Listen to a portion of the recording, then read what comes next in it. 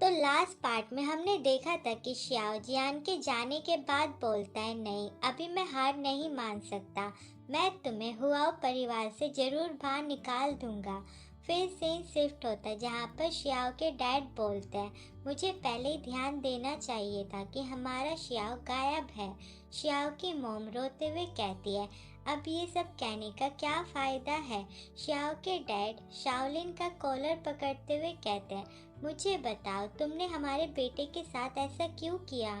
Shaolin श्याओ की ओर देखता है और कहता है, श्याओ क्या तुमने आज मुझे अपने पेरेंट्स से मिलवाने के लिए यहाँ पर नहीं बुलाया था। बट किस्मत से मैं पूरी तरीके से तैयार नहीं था। अगर आप नहीं चाहते कि हमारा कमरे वाला वीडियो ऑनलाइन लीक हो जाए तो बेहतर होगा कि आप उन्हें सब कुछ ठीक से समझा दें। ये सुनकर श्याओ सोचता है, धत तेरी की उस चालाक शाओलिन ने मुझे बेवकूफ़ बना दिया। मैं अभी सिर्फ हालात को शांत कर सकता हूँ और आज का बदला लेने के लिए फुटेज मिलने का वेट कर सकता हूँ। वो अपने पेरेंट्स को कहता है, सॉरी मॉम डैड, मैंने पहले आपसे झूठ बोला था। मैं कुछ टाइम से सीनियर शाओलिन को डेट कर रहा हूँ। वो एक अच्छा इंसान है और हम सच में एक दूसरे से प्यार करते हैं। ये सब सुनकर तो उसके पेरेंट्स काफ़ी शॉक्ड रह जाते हैं। तभी वहाँ कोई आता है और एक लेटर देते हुए कहता है, मिस्टर हुआओ ने मुझे ये आपको देने के लिए कहा है और कहा है कि आपको इसे तुरंत देखना चाहिए। ये सुनकर श्याओ के डैड जब उस पेपर को देखते हैं तो वो काफ़ी ज़्यादा शॉक्ड रह जाते हैं, क्योंकि उसमें लिखा होता है कि मेरे सेंटर से असेसमेंट के बाद हमने कंफर्म किया है कि श्याओ की एक्सेस से कोई बायोलॉजिक रिश्ता नहीं है। मतलब कि श्याओ इनका बेटा नहीं है। वो श्याओ से बोलते हैं, बाहर निकल जाओ यहाँ से, चले जाओ, हमारे ली परिवार में तुम्हारे जैसा कोई बेटा नहीं है। ये सुनकर श्याओ की मोम बोलती है, सर क्या हुआ, आप ये क्या बोल रहे हैं। श्याओ, नहीं ऐसा नहीं है, मेरी बात सुनो। फिर सीन शिफ्ट होता है हुआओ और जियान के ऊपर, जो कि बाथटब में होते हैं। जियान कहता है, हनी शुक्र है कि तुम आज वहाँ थे। अगर तुमने मुझे टाइम रहते नहीं रोका होता तो उस कमरे में बंद होने वाला पर्सन मैं होता। हुआओ बोलता है, बेबी चिंता मत करो, श्याओ अब और कोई परेशानी नहीं खड़ी करेगा। जियान कहता है, आप श्याओ के साथ क्या करने का प्लान बना रहे हैं। ये सुनकर हुआओ कुछ नहीं कहता, वो बस एक स्माइल करता है, मतलब कि उसने बहुत कुछ अच्छा सोचा होता है श्याओ के बारे में। फिर हमें कुछ दिन बाद का सीन दिखाया जाता है जहाँ पर श्याओ एक बार में काम कर रहा होता है और उससे मिस्टेक हो जाती है। कोई गुस्सा करते हुए कहता है, अरे यार, क्या तुम ठीक से वाइन भी नहीं डाल सकते। श्याओ माफ़ी मांगते हुए कहता है, मुझे माफ़ कर दीजिए सर। ये सब देखकर कुछ लोग बातें बनाने लगते हैं कि मैंने सुना है कि ये नया लड़का ऑनलाइन उस वायरल वीडियो के मुखिया लोगों में से एक है। क्या मैं गलत हूँ या सही। तभी उस पर्सन का दोस्त बोलता है, तू सही है, ये वही श्याओ है। किसी ने खुलासा किया है कि वो अपनी माँ के अफेयर का नाजायज बच्चा है और सबूत के तौर पर एक पेरेंटिंग टेस्ट भी है। उसने हुआओ के खिलाफ साजिश करने की कोशिश की और नाकाम रहा, इसलिए उन्होंने उसकी ग्लैडन निकाल दी। बिना ग्लैडन वाला ओमेगा, क्या आप उसे इंसान भी कह सकते हैं। उफ, मिस्टर हुआओ बहुत ही बेरहम है, एक अपाई से क्लाइंट की सेवा करवा रहे हैं। फिर सीन शिफ्ट होता है जियान पर, जिसकी तबीयत कुछ ठीक नहीं होती। हुआओ बोलता है, क्या हुआ, क्या आपको खाना पसंद नहीं आया। कोई बात नहीं, हमने नए शेफ को हायर किया है, वो कल यहाँ पर आएगा, तब आप कुछ अलग ट्राई कर सकते हैं। ये सुनकर जियान बोलता है, इसमें शेफ की कोई गलती नहीं है, गलती तो मेरी है कि मैं खा नहीं सकता। हुआओ एक बोल आगे करते हुए कहता है, तो अपने पेट को थोड़ा शांत करने के लिए ये हल्का सी फूड दलिया खा लो। लेकिन तभी जियान को उल्टी आ जाती है। हुआ घबराते हुए पूछता है, हे जियान, क्या तुम ठीक हो। जियान बोलता है, हाँ मैं ठीक हूँ। हुआ कहता है, नहीं ये ऐसे नहीं चल सकता, मैं अभी तुम्हें हॉस्पिटल लेकर जा रहा हूँ। फिर हमें हॉस्पिटल का सीन दिखाया जाता है जहाँ पर हुआ कहता है, जियान मेरा यहाँ पर वेट करो, मैं टेस्ट रिपोर्ट लेने जा रहा हूँ। वो टेस्ट रिपोर्ट जब लेने जाता है तो डॉक्टर बोलते हैं, मिस्टर हुआ, आपका ओमेगा प्रेग्नेंट है, मतलब कि जियान प्रेग्नेंट है। अभी 3 महीने भी पूरे नहीं हुए हैं। यही सुनकर हुआ शॉक्ड होते हुए कहता है, डॉक्टर क्या आप सच कह रही हैं?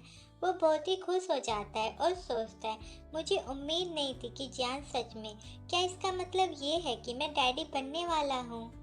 डॉक्टर बोलती है, हाँ ये सच है। ओमेगा की प्रेगनेंसी के दौरान जरूरी आम सावधानियों के अलावा एक और बात है जिसके बारे में मुझे आपको पहले ही बताना होगा। मिस्टर हुआओ, जब हमने पहले जेनेटिक टेस्टिंग की थी तो मैंने बताया था कि यंग मास्टर जियान को ग्लैंड की प्रॉब्लम है। उन्हें पहले से गर्भ धारण करने में दिक्कत है और उसके गर्भ में मौजूदा भ्रूण स्थिर है और किसी भी टाइम मिसकैरेज हो सकता है। अगर वो खतरे का टाइम सुरक्षित से पार कर लेते हैं तो भी बच्चे का जन्म बहुत जोखिम भरा होगा। यंग मास्टर जियान को जानलेवा स्थिति का सामना करना पड़ सकता है। फिर सीन शिफ्ट होता है जहां पर जियान हुआओ की हालत देखकर सोचता है, जब हुआओ हॉस्पिटल से बाहर आया तो ऐसा लग रहा था जैसे उसके मन में कुछ तो चल रहा है। क्या मेरी टेस्ट रिपोर्ट में कोई प्रॉब्लम हो सकती है, इसलिए हुआओ का मुंह उतरा हुआ है।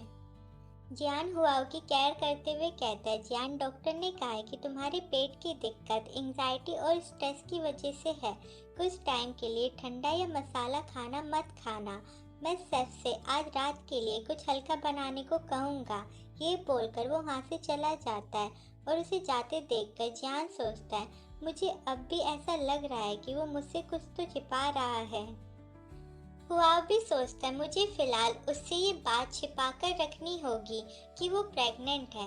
उसे ऐसे बच्चे के बारे में बताने की कोई ज़रूरत नहीं है जो शायद सुरक्षित रूप से पैदा ही ना हो।